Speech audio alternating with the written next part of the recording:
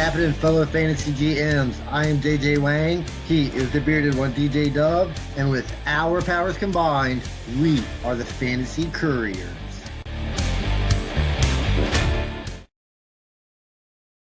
Okay, JJ Wang. It is NFL playoffs, not really fantasy playoffs. I jumped in on some best ball, failing miserably because best ball drafting is hard because you got to guess for the playoffs, and I think I'm going to fall on my face. But thus far, everybody, we're recording during the Patriots game, so these have been good games. Like, it's not something that we can say that every single game is well.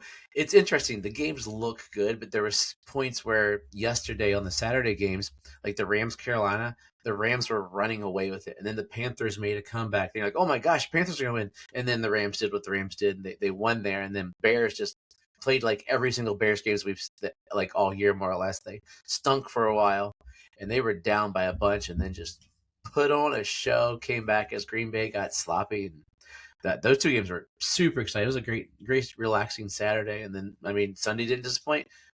Your boy Josh Allen scored a game-winning touchdown, and then CMC got a touchdown fairly close to the end, and Philly just couldn't pull it off. But yeah, they've all been like one score games, all of them. That's pretty much all you can. That's all you can ask for. No matter how you get to that one score game. As long as at the end of the day. It's coming down to the last. I feel like most of these were coming down to like the last drive, or last drive or two. So yeah, way to start the playoffs. The Bills finally looking a little better. Just looking kind of crappy there at the end. So I'm sad not to see Jacksonville play. I'd like to see Jacksonville go forward, but I'm a Bills fan. Kudos to Carolina. Yeah, they showed out. They made a game of it. Bryce Young looked pretty decent. That offense looked pretty good. A couple bad mistakes really. I know Chuba Hubbard he dropped one ball that was going to be a clear touchdown. He did the same on the other side. I think he had a fumble. Somebody had a fumble. So a mistake here, but that's football. A fumble here, a fumble there will cost you the game. Yeah, but overall, Josh Jacobs had a fumble there on the Bears game towards the end. Yeah. So, and evidently the Bears, LaFleur and Ben Johnson, they hate each other. I didn't realize there was such a. It's a family show where we can tell more about that. I didn't realize there was such a distaste for each other there. But like I said, Bears Packers, the longest rivalry in the NFL, so something was probably brewing there. But yeah, great way to start the playoffs. Good news. It wasn't my boy. I was trying to think. I forgot who it was. It wasn't Hubbard. Hubbard had the game of his life. It was ETN. Little ETN was the one that fumbled the ball out of that one. Hubbard had the drop. Hubbard dropped a terrible pass. Yeah. He scored tutties. I was like, man, it's interesting. I'm like, what happened to Rico Dowdle? They forgot the guy who carried him all year. It was a weird phenomenon. Like Hubbard, they were giving it to Chuba, which was just shocking to see throughout the day as they got on. But yeah, I like seeing the Bears have been a team that I've started to like. I think I mentioned that a few weeks back. I'm starting to jump on board with the Bears. It's funny you say that because your distaste for Caleb Williams not too long ago was absolutely insane, and now here you are a Bears fan. Like, what changed? No, it was interesting. I didn't think his head was in the game. I was like, dude's coming in. I thought this kid was a nutcase. And I was saying, if his head got in the game, I'm still not super Caleb Williams, but I love Ben Johnson. I think that might be what it is. I love what he did with Detroit and what he's doing here. And it's cool to see Chicago actually pass it's crazy to think that Caleb Williams is now the leading season passer yardage for the Bears. And number 2 was Eric Kramer. To talk about an organization that has never had a super. I thought it would have been Cutler, but apparently Cutler's right below them. Before the league was super powerful, and he was seen as a gunslinger. But to see a team like, I don't know, it's just fun to watch the Bears because when they win, it's like watching. Even though I'm not a huge Packers fan, those old teams. It's kind of like this is kind of like that Rex Grossman season where they made it to the Super Bowl somehow, right? That team, what was that? A-Train, Anthony Thomas, I think. That was gross. It's a gross kind of team to get in there. But yeah, it's been a good go at it. Hopefully your night will end well with your favorite player in the league, Drake May, getting through. Which I I'm putting the horse before the carriage, but I have a feeling they should beat the Chargers. So if you're listening to me on Monday, you can be like, Adam, you're wrong. I mean, it's the NFL. I wouldn't be surprised, if anybody winning or losing, especially this year. I feel like anybody can win or lose this year. So I mean, yeah, I want the Patriots to win. Like I said, it wouldn't surprise me if the Chargers won one bit. Hey, and fun thing on our reel that I posted this week, we talked about Bryce Young. Is Bryce Young a top 12 quarterback? We conversed last week, and I'm still not sure. I think I hemmed and hawed more or less what I did, but dude secured his job for next year. I think with that playoff game yesterday, like he looked confident.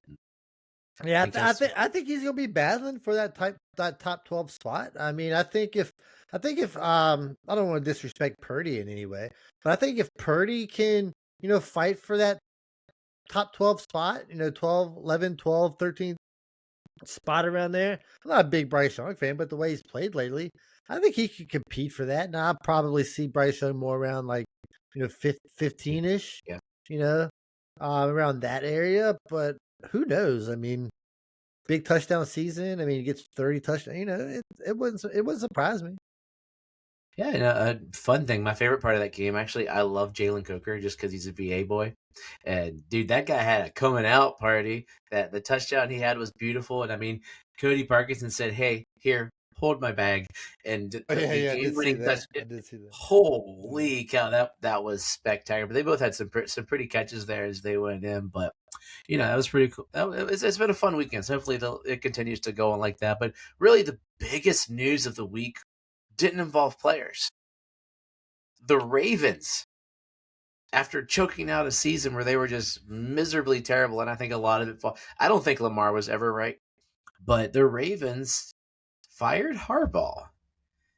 Did you talk about blindsided? I turned on my phone messages and was just floored. I was like, I didn't even think this was I thought he was like one of those like unfireable. Like he didn't have a Belichick like terrible season, Like Belichick's firing that team was terrible, and they quit on him.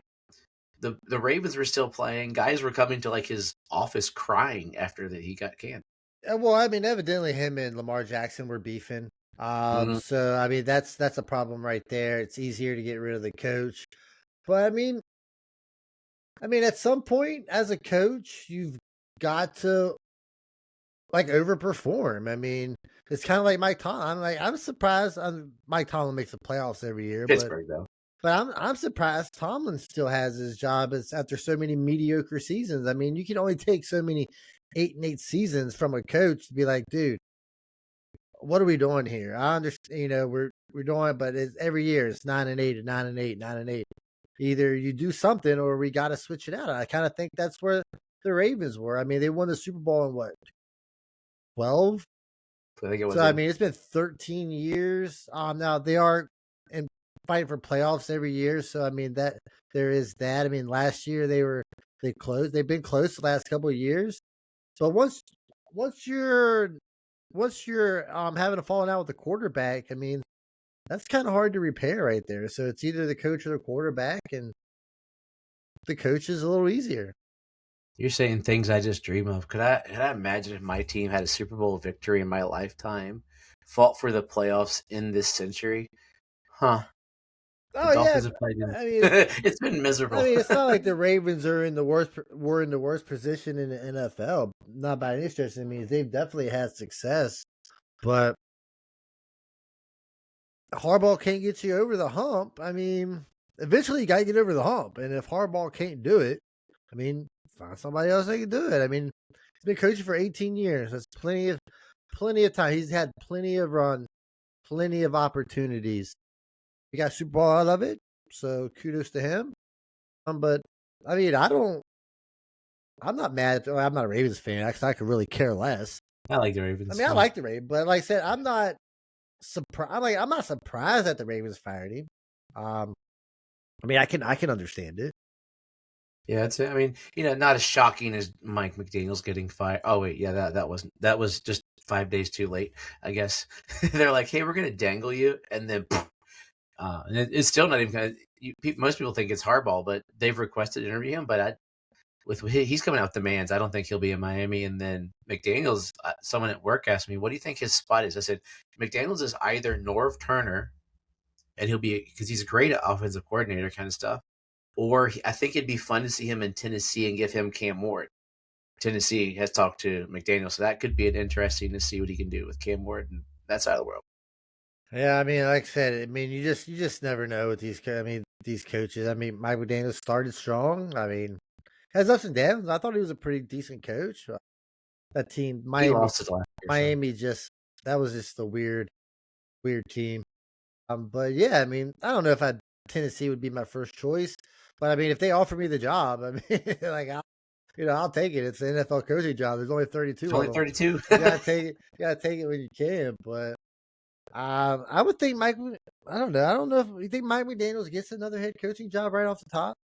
They're saying he's fairly in demand, like him or even Stefanski, who's coached the Browns to crap the last couple of years. I mean, I thought this year they started to show signs of life, and I think if the next coach can come in and pick up with them, that I think I mean, with that defense, and then it looks like they're going to roll with Shador. They got a decent running back. They got a stellar tight end, and they can get a receiver or two in there and some and some linemen. Sounds like every terrible team in the league, but it was interesting. Like you knew the writing was on the wall for him for sure because they'd been just putrid. But it is what it is. So this week or this month is basically the rest of the month is more or less the Fantasy Couriers reflecting on the season that was, the good, the bad, the ugly, and then taking that and looking at through the lens of thank you for this year. We were really mad at you this year. And then looking forward in like the dynasty lens, looking forward to next year. Who are guys we think are going to be good next year? Will be coming up later this month. This week, we're going to start simple. We're going to talk about fantasy MVPs. And now our goal when we started this podcast was to make it not you turn on most fantasy channels and they're talking about Puka Nakua all the time. I mean, I could talk about Puka all day. I mentioned him in the breath. I love Puka. They're talking about the Bijans, the top tier guys, and those guys were great for teams. But one of our goals when we started this is that we hit some guys and talk about some guys that maybe people don't talk about as much, or maybe people have overlooked when we're looking, or when I wrote it in the notes, I called it value MVP. So guys that might have been an MVP based more upon value. They might not have been. I mean, you're looking at Puka, who was a world breaker, but you got him in the first round. Bijan, who won championships, literally won me a championship, but you got him with the first, second, or third pick, depending on where you went. Or Jamar Chase. Those kind of guys are first rounders. We're looking at guys that you might have drafted a smidge later, not expecting where they were. I'll try to have ADPs pulled up as we're going into them. But they really reaped. I got no words for that. Reap what you sow that's the saying. But I didn't think that's where you were really going with it. But yeah, I see what they were good. We like them. You reap the rewards of drafting somebody in the 8th round, and they give you top 5 value. I mean, that's kind of how we're looking at this. You can take MVPs several ways. I mean, to look at it, I mean, you could take Christian McCaffrey as an MVP. I mean, people were scared to draft. People were scared to draft that guy, and here we are another year. Christian McCaffrey, top player in the league. Well, one of except for that last week, man, he killed me. But I mean, but without him, you wouldn't have got there. So I mean, he surprised. I mean, honestly, he was one of the bigger surprises of the year. Like how he was treated last year, we got hurt, and then people were kind of scared of him. Like, what do we do with McCaffrey? I don't want to be stuck with McCaffrey. And then here he is. You drafted 10, 11, 12. You drafted him. You drafted him in the second. You drafted him in the second round, and he ends up being the first. The first overall player outside quarterback, but first overall player. So yeah, fantastic. So let's go. Our quarterbacks are guys we both love this year. My quarterback is a consensus quarterback 23, and I'm not going to talk about him much because I've talked about him all year. But I think he's one that I didn't want to go with, like Josh Allen, who pooped the bed this year. But when we started the season, I agree. When he didn't play good, you say he pooped the bed, and he was still QB1. So that's how much he pooped the bed. That's how good was that? How good everybody else was that it felt like Josh Allen. So Or do they have highs and lows? Was it that's how good everybody else was, or that's how bad everybody else was? Because if Josh Allen had a bad year, what does that say about everybody else? You know what it was? He had some highs, and he also had like a quarterback 27, quarterback 22, quarterback 25, and those weeks just came at terrible times. That's the thing with Allen. Josh Allen was either a top 5 or outside the top 20. There was no wasn't as bad. Like I thought it was a lot worse as I'm pulling him up on pros here. Like a lot of late single digits, but not. He wasn't consistently. He was quarterback 1, 2, 3 times all year. Yeah. And it just crazy. wasn't the typical Josh Allen season where he dominates, but overall he still ended up QB1, and so I mean, and that's because of the legs. It makes the legs. I mean, so Matt Stafford ended up QB4 basically for the QB3, QB. Wait, rest of the season QB4, QB3, somewhere in there. Depends where you rank him. It depends on how you rank. Everybody ranks differently, so in that vicinity, we got to. And he started out kind of like ho hum, and then all of a sudden just went world breakers for a while. He had 3 weeks where he went 5-4-4 as far as touchdowns, and then a couple of slow ones there. So that's what happened. The inconsistencies was killing us in fantasy. But you were drafting this dude at quarterback 23. So to me, MVP value is there. You're drafting Josh Allen, quarterback 1, and you get quarterback 1, you're getting straight up value. So Matt Stafford, I think he'll be league MVP. Let's talk about your guy. Yeah, I think Stafford for quarterback is like the overall top choice. Best quarterback you got. He's probably the draft. He was drafted the lowest and finished the highest. But my guy was not much far behind him. Yeah, and that's Trevor Lawrence. And that's just because nobody really liked Trevor Lawrence. I mean, last year he was QB 27, so that was dreadful, right? I mean, he only played 10 games last year. He was hurt. And the year before that, he was QB 13. But I mean, the luster had kind of like fallen out on this guy. Nobody really wanted to be part of Jacksonville and Trevor Lawrence. And it kind of started the season that way. I mean, all the way up until week 10, he wasn't looking great. Week 11 shows up. And then from week 11, these are his QB finishes starting at week 11. 11, 7, 5, 13, 1, 2, 5, and 3. And that's like MVP talk. Like that's when you need your quarterback to come through at the end of the season. And that's exactly what he did. And I think this kind of catapults him into next year, going back to being, a top 12 quarterback being drafted. The team's not going to change. I think the team gets better. They got a good coach and in spot.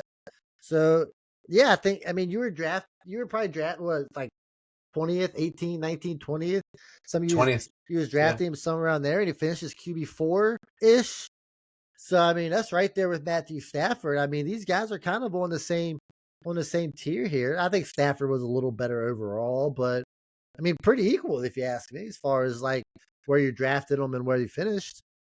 It was intriguing. I didn't realize that Lawrence, as far as he had slipped, was still being drafted. But I forgot how much everybody was worried about Stafford. Because remember, I think Stafford going in the season didn't do any preseason work. Everybody's like, oh, he's done. He's toast. He's so injured. And then he just came out and just won everything. And he's still winning. So it was kind of an intriguing go. So let's keep up with our because we're going to miss him for a while. Tell us your running back. Let's go with him there. My running back. This is a guy that pretty much I feel like everybody was out on. I mean, you never heard any talk of this guy. People were scared he was going to lose his job to be RB2, and that's Travis Etienne from. I must be a huge Jacksonville fan right now. That's why I let him roll in. But yeah, I mean, he started off strong. At some top 10 finishes. The middle of the season, like 5 through 8 was kind of like rough. And then the rest of the year, I mean, it was really, really good. Didn't really help you out in the playoffs too much. True. But I mean, this was a guy that you drafted, like, I think it was RB 30-ish. 31 range. And he finishes as RB 10, 1,100 yards, 7 touchdowns rushing, and then had another 6 touchdowns receiving. So you drafted a guy that was be like a flex play, right? I mean, that's kind of where you was going to put like RB3 type. And here he is as an RB1. Nobody saw that. I mean, you were sticking him in your lineup, and you were literally happy every week.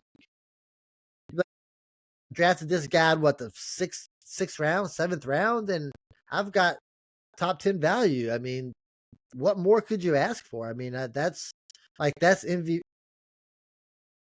talk Yeah, right there. I'm not saying he is the MVP of the season, but for your team, I mean, this guy legitimately helped you get to the Super Bowl. If you made it, I mean, this guy helped you get there. you realize both of these guys were my players in my championship team with like your friends and family, that league that you put together, and that's part of the reason. Like, and it's funny though, if we think about the years we were looking at it, and how long did it take us, even guys that are paying attention to him every week, to go, oh yeah, these guys are having a good year. Like, we still had no faith. When I was ranking them, I still had no faith, even though they were playing. It took us a good, half to 2/3 of a season to really go, Yeah, snap. I mean, These guys are killing it. Like, I really had no faith in ETN till the second half of the season. I mean, Yeah. like I said, the first half he had 3 good games and then 3 subpar games, and then the second half of the season, that's where he kind of faded a little bit at the end of the season. But I mean, overall, I mean, he had 1, 2, 3, 4, 5, 6, 7, 8, 9 top 12 finishes at running back. I mean, fantastic for a guy that you drafted in the 6th, 7th round. Yeah, and I think he was just surprised. Like, I was getting him, I had him on a handful of leagues, not because I was like, oh yeah, but because I was going that super like cheapo guys to throw on the bench, and unfortunately everybody else stunk so bad that it wasn't even worth a shot. But I'm zagging on you. Originally, I had James Cook in there just because he's consistently underappreciated by me. I'll be the first to admit. And then all he did was lead the league in rushing, and he was the 13th running back selected off the board. But I wanted to highlight another guy who I think is even more of an MVP, even because if you had Cook, you drafted him, you probably got a quarterback first, and then you went with Cook. Is going to be my guess. I got too many screens pulled up, so I got to pull my guy. But the guy I zagged to was Javonte Williams, Jerry's boy. I was thinking about him. Yeah, that's a good pick. And he's like the poster child for the Fantasy Couriers show. Like, that guy who, I've been a Javonte Williams fan coming in, and I was a believer. I wasn't 100% diehard staked in it that he was going to have a decent year because he's finally healthy. And I was listening to him, like, when guys will. Last year, they're like, hey, I'm there, I'm playing, but there was something lacking, and maybe it was change of scenery, and he was on a good team. But this year, he's like, I finally feel healthy. And sometimes when the player says that, it's a mental thing. Maybe it could be getting in the right location. They weren't last year in Denver. They're like, hey, rookie quarterback, we're going to watch the running game more. And maybe that's why Bo Nix was so good. He was meh. But this year, he's on the perfect team for him. The dude was drafted running back 42. This is half PPR, so I'm putting my numbers with, except for my tight end, who's not even ranked half PPR. Running back 42, 110th overall. And all he did on the season, I think, ended up 11-ish, around running back 11 for the season. So to get that out of a running back 42, your team that was my super team, and then he got hurt at the end. But, that was my super team that fell off the edge. I had Javonte Williams in there, just roll.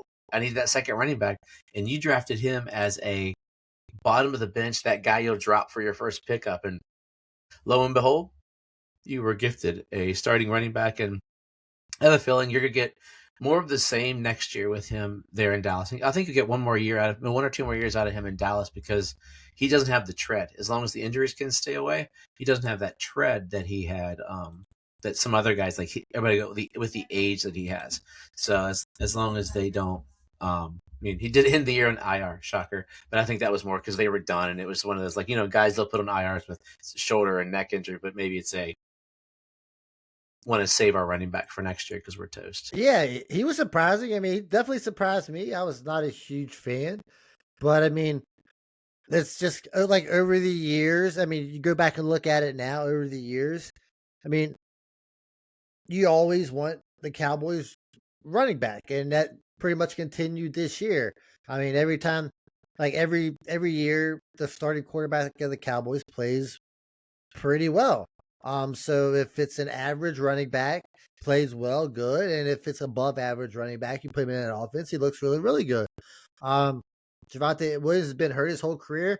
Finally got his chance and looked really good. I mean, I completely surprised me. I was wrong about it. Like I said, it didn't end well, but hopefully, That was the Cowboys season. yeah. I mean, the Cowboys never end well, but yeah, kudos to him. Like I was wrong. He came in, played really, really well. Maybe he gets another shot next year. Maybe the Cowboys bring in somebody else. I know they got Jaden Blue, the rookie this year. He looked pretty decent in that last game. So maybe next year there's more of a split, and it might actually hurt Javonte Williams' status for next year too if you're going to run more two-back system. Yeah, or maybe it makes him more of a receiver. I mean, adds him more onto that side, which will help him as I'm pulling up all of his stats real quick. But I'll give him a hand there on that side because this year he had, let's see, darn, it's all his rushing stats. His receiving stats, here we go. 35 receptions, but only 137 yards, so it might open up more for him to get more than 3.9 per receiving, which kind of sucks. Yeah, maybe. So going into receivers, I feel like I'm doing the low-hanging fruit, but I think we've got to talk about him because we love him. The number one receiver was Puka, right? Or it goes hit or miss which way. Yeah, I believe it was Puka. We'll go. It's Puka, and right now it looks like I love our boy we're talking about. Puka's my favorite, but Puka is just, he seems like he's like that. He's what we thought Justin Jefferson was. Yeah, right? Puka finished where you drafted him. I mean, you drafted Puka to be a top 5 wide receiver, top 4 wide receiver, whatever, and that's exactly where he finished. So anything less than that would have been a disappointment. He really has nowhere else. It's either you live up to your potential or you're a disappointment. There's really no going above and beyond where you drafted him because he really can't get any higher than that. So yeah, he held his end of the bargain. He only had one bad game. That was that Minnesota game where they got blanked. He had 23 yards. Otherwise, he had 70, 90, 100. But dude, that's crazy. But anyway, wide receiver 14 draft this year. Wide receiver 14, 33 player overall.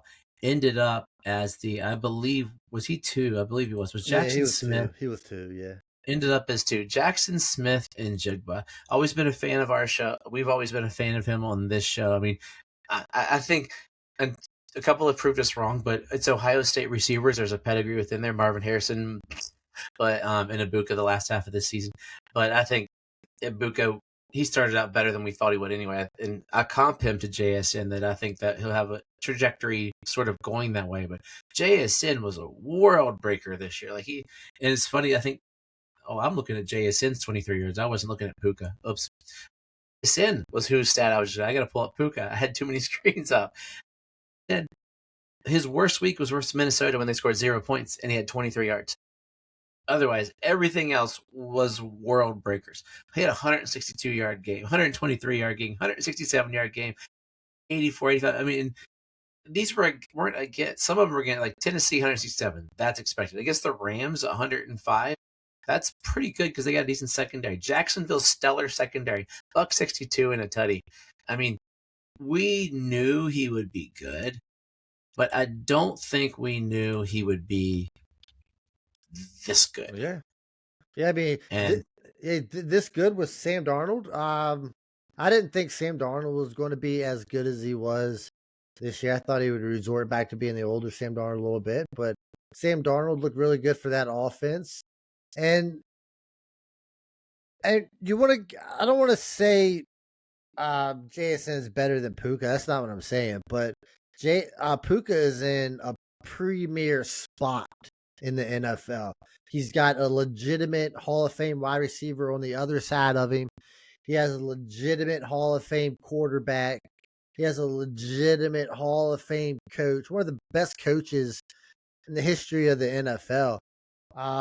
And Who's not even 40 yet. JSN has nothing. I mean, we'll talk about him in a second. He's got Sam Darnold as his quarterback, and a coach. The coach is obviously good or whatever. But, I mean, in that offense, you're not going to anybody else. You're going to JSN. Teams know this, and you still can't stop him. I mean, he had a fantastic season, and I would like giving him the MVP for wide receivers. Fine with me. You drafted him outside the top 12, and he ended up being, in consideration for the number one guy. I mean, so it sounds like MVP to me. He was more consistently valuable than Puka. Puka missed a game. I said Jason had that one game with 23. Puka had a game with 28, a game with 47. Luckily, he scored a touchdown in that 47. JSN all the way down the board. He had to be, right?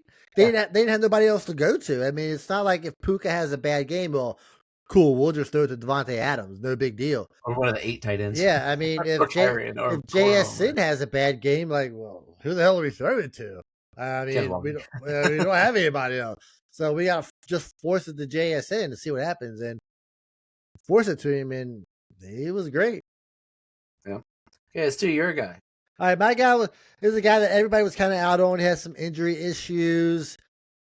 Really, really surprised me this year. I mean, if you look at his season, it was okay. I mean, I'm talking about Chris Olave. I mean, he finished as wide receiver 6. I think he was drafted like overall like 80, 30, like wide receiver 34. Overall was like 80. So we're looking at like 6th, 7th round. Like the beginning of the season wasn't great.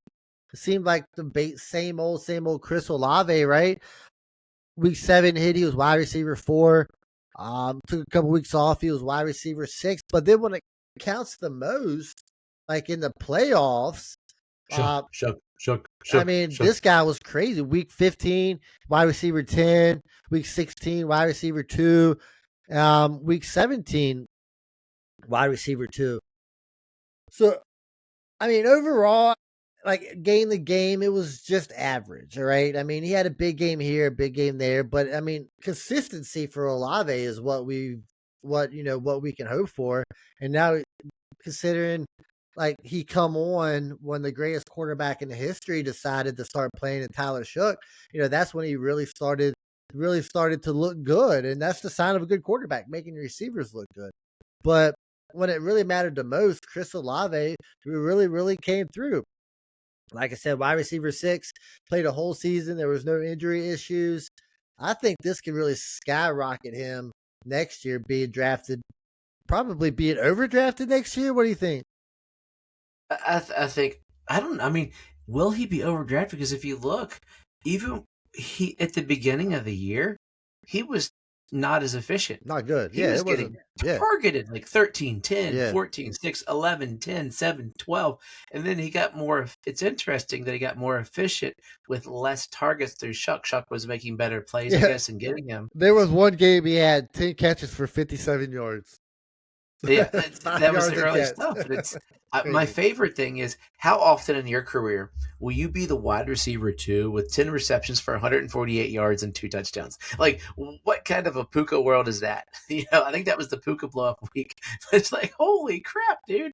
But yeah, Olave, I had him penciled in as well at one point as the guy I was leaning towards. So I think we're on the same track there. I think and you put someone on the other side, I think it's going to make him even more deadly. Someone like halfway decent. I mean, Ferguson started to step up a little bit at tight end.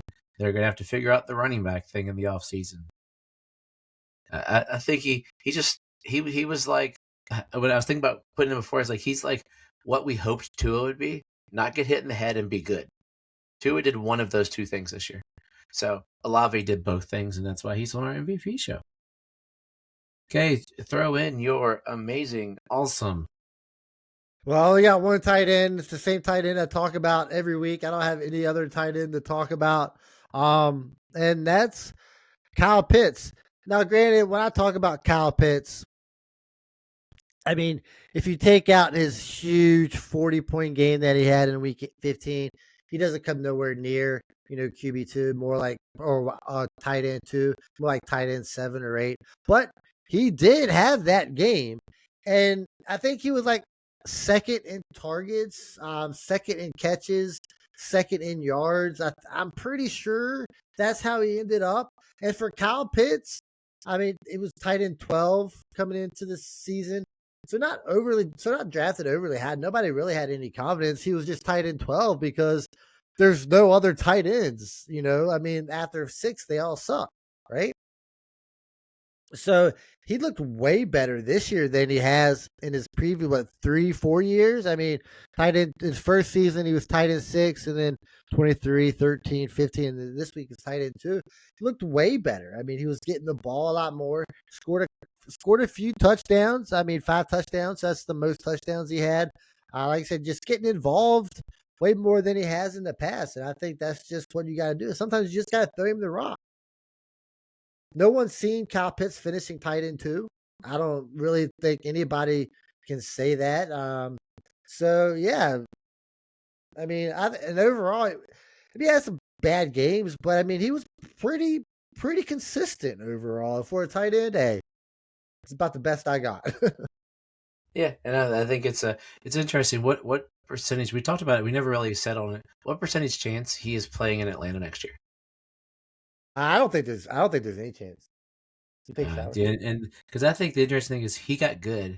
He got good. Is that English? When Kirk Cousins came in, Kirk Cousins really took him off. Penix didn't, and the ownership's still saying that his owner, because Raheem Morris got fired, is saying that they're believers in Michael Penix. So yeah, I mean, that's why I think he might hightail it. I think you got to be. I mean, I think you give Penix. I think you give Penix another year. I think it'd be all right. We'll see what happens. I mean, we never know, but I think there's a team out there that's going to probably give Kyle Pitts a lot of money, and he's probably going to take it. I don't think it's going to be Atlanta. I really don't. Yeah, I had a couple. You know me, my love of tight ends. I just couldn't pick. I had a tight end on there that I loved, and then I was just talking about Olave, and it made me think of a guy that I've loved for so many years, which is Juwan Johnson. Yeah, Juwan Johnson had he was tight end 10, but the dude had he's like what Kyle Pitts was until he got 5 touchdowns this year. Give Juwan Johnson those 2 more touchdowns. Juwan Johnson had 889 yards on 77 receptions, but he only had 3 touchdowns, so he didn't have that giant 4 touchdown game or whatever it was that Kyle Pitts had. If not, he would be up there, but he was consistently there. So if you're looking for a guy that you're not going to worry about being super poo, he was getting this. I mean, he had a couple weeks. He had 2 weeks of teens, and everything else was 30 or above yards wise. So that's what you're wanting. He didn't break 100 yards, but he was a consistent target within that system. And then you're getting Tyler Shuck one more year. He could be the other guy in the Shuck system. So whoa! Tyler Shuck one more year. Like Tyler Shuck for like 12 more years. Going into another year. What are you talking about? And Tyler Shuck. Well, he is kind of old. So he is old. You might only have for like 10 years. Yeah, he's only going to play. He's got to get next year. He'll be 47, and then he'll be 48. I mean, I looked him up. What is he? He's only 25, right? 26, I think. I think he's 26. He's going to be 26. But Ferguson was tight end 34 drafted, 281 overall, and to get a guy, he'll be going into his 30 season. So you got like 1 more year next year with him. So I mean, they'll keep him around. He'll be cheap as dirt, but good size, good guy, and gosh, I can't believe he's been around that long. Yeah. But yeah, I like him as well. I think we'll close out with one more tight end just because we need a rookie of the year. And there's been some good rookies. I like Kyle Monangai. We thought for a while Bill was going to be something. Cam Ward looked pretty good. But the stars of this class were probably the tight ends, wouldn't you say, as a whole? Like, consistently. Like, Emuke and Becca had a couple good weeks, But the stars were Tyler Warren, Harold Fannin Jr., and Colston Love. And the MVP of that group would have to be Harold Fannin Jr. because he came into the league being drafted, like in what was his real draft time? He was 6th round? Yeah, I mean it was really low. I mean, I don't think anybody was really drafting Harold Fannin. And he came in as like the best receiver. He was tight end 33, half PPR drafted. Yeah. Drafted 1 spot before Ferguson, and then all he did was lead the Browns in receiving, and guys who have him in Dynasty, they're set for a good while. 731 and 6 touchdowns. So unless you have another guy for Rookie of the Year, I think it was a tight end year because Colston Loveland ended up being, did I see that? Was he the leading receiver for the Bears too? That surprised me. I didn't realize me too. How good of a season he had really had, but I seen his numbers and I was like, oh, okay. All right. I mean, you're looking at 817 and 4 for Tyler Warren. I mean, these guys, if you had to rank Tyler Warren, Harold Fannin Jr., and Colston Loveland next year, I mean, these guys should be drafted, top 6 tight ends? Yeah, I think I would go Tyler Warren first. You know what? I think I would go Warren, Loveland, and Fannin. I mean, I love Fannin, but I still think I would go in that order. I might flip it. Like, who's going to Tyler Warren? Is he going to have Daniel Jones? He doesn't have a contract. Is he?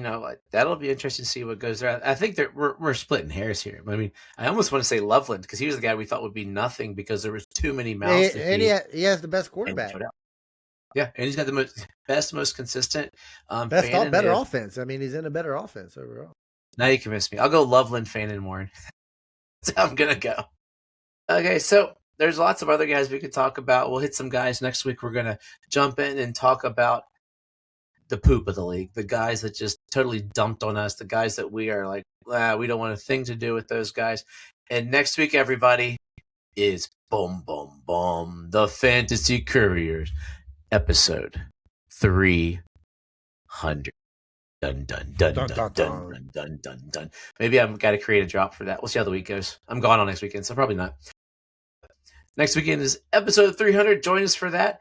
If you are bored and you want to draft some things, jump onto Fast Draft. I won some money there. My best ball teams are kind of garbage, but you can already do a 2026 best ball. If you need your Fix the Football check-in, use the code Couriers. Hooks us up, throws us a bone, and it gets you $50 free money if you go 50 for 50. Use code Couriers. Check it out. Okay, JJ Wang, give us some wisdom. Words of wisdom. The NFL wasn't the only league that had good playoffs this week. I would talk about college again. 2 really, really good games in college football.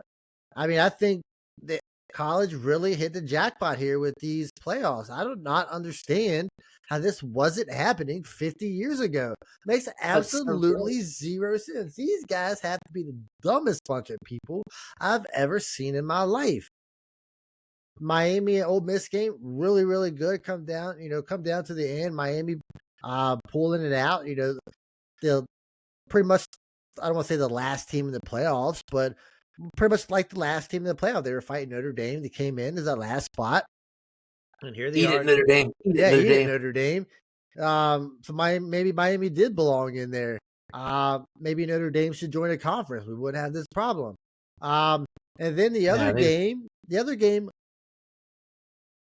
even though it was a blowout, still a fun game to watch. Indiana destroying Oregon. I mean, that's the kind of, watching blowouts are kind of boring sometimes. I agree. But when it's a blowout in this capacity where in Indiana, is coming in from being the losingest team in the history of college football and destroying Oregon, that's been one of the best teams in college football the last, 15 years? I mean, they just dominate pretty much every year. So, yeah, shout out. Just great, great television here with college football. Maybe the NFL can carry it over, but shout out to college. I mean, it only took you 150 years, but maybe you finally figured it out. Kudos to you. So as always, trust yourself and trust the process.